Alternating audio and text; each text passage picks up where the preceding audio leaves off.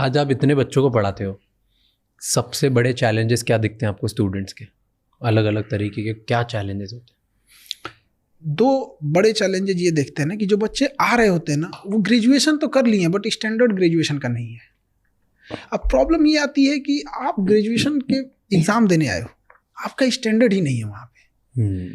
ये वैसे ही है कि जैसे हमें कोई ज़मीन का टुकड़ा दे दिया गया यहाँ मकान बनाने के लिए, बट वो ज़मीन नहीं है, तालाब है, तो हमें तो कुछ टाइम यही लग जाएगा उसको बराबर करने में, तब ना भैया बनाएंगे उसको। एक ये खराबी है। दो तरह का डिग्री है यूपी बिहार नॉर्थ इंडिया में।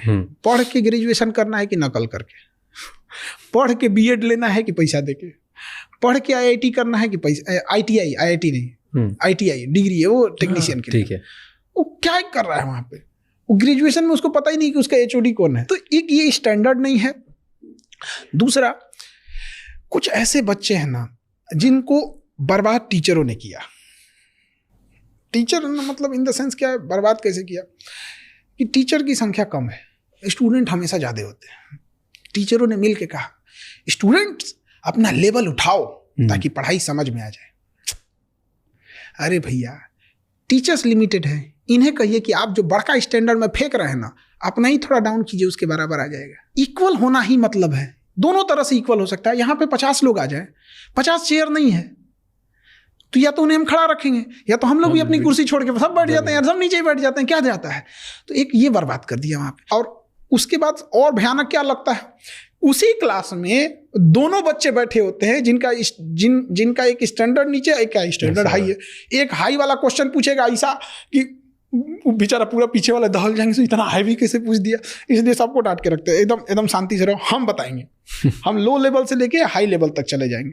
और हमें सबसे ज़्यादा खुशी कब होती है ना, सबसे ज़्यादा खुशी एक बच्चा जब उसको पढ़ने में कुछ समझ में नहीं आता है। जैसे अभी हम जस्ट फिजिक्स पढ़ा रहे थे, तो एक चैप्टर खत्म किए फिजिक्स में, सबसे ज़्यादा टफ लगता है बच्चों को तो ऑप्टिक्स लाइट चैप्टर, और वो बच्चे एकदम सामने सामने से रहते हैं। और जब खत्म हुआ चैप्टर ना, तो जो बच्चे जिनको कभी नहीं समझ में आया था न्यूमेरिकल बनाना, ये सब चीज़ें नहीं, और जब चैप्टर खत्म होने के बाद उनके ऊपर खुशी देखते हैं, और जब वो क्लास से निकलते हैं, जो आगे बैठे रहते हैं, जो अपने आप को तेज बनते हैं, उनको देख के तिरछा मुस्कुराते हैं ऐसे ना, तब लगता है यार भाई साहब क्या, मतलब वो दिल से फीलिंग आती है कि ये हो गया बराबरी।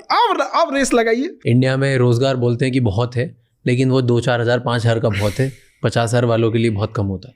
तो आज बच्चा क्या करे जिससे वो अपने आप को इतना स्किल कर सकता है, जिससे वो पैसे कमा सकता है, आगे बढ़ सकता है? क्या करना चाहिए उसे? देखिए, स्किल अलग अलग लेवल का, जहाँ पे उसको, जैसे हम स्किल कब सीखने को बोलते हैं, जब उसको हम नौकरी की तलाश में आ जाता है, जब बर्डन हो जाता है घर की जिम्मे, तब निकलता है। मतलब आप समझिए किसी को आप तालाब में फेंक दिए, उसके बाद पूछ रहे हैं तैरना नहीं जानते हो, मरेगा वो तो।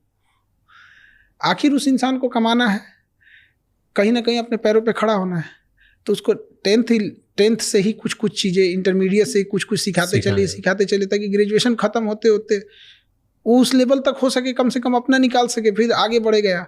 हम लोग कब करते हैं, जब ग्रेजुएशन ख़त्म हो जाता है तब।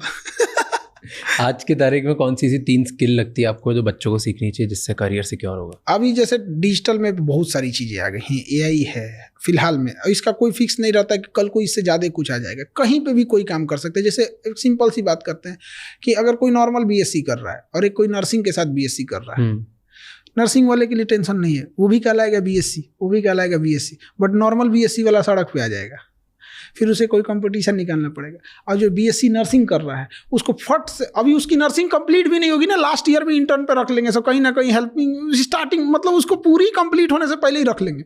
फिर वो ना स्टार्टिंग में ही अगर 2 साल भी कंप्लीट कर लिया ना, तो अपना हॉस्टल और मेस का खर्चा निकाल लेगा, धीरे धीरे कोई हॉस्पिटल पकड़ लेगा। बट प्रॉब्लम कहाँ आती है, नर्सिंग की फीस कितनी है, 7-8 लाख, और एक्चुअल में ये फीस 7-8 लाख रहती तो समझ में आ देती, उसकी 7-8 लाख रुपए फीस नहीं है, सरकार छूट दे दिया है, जितना लेना है ले लो आप। क्यों?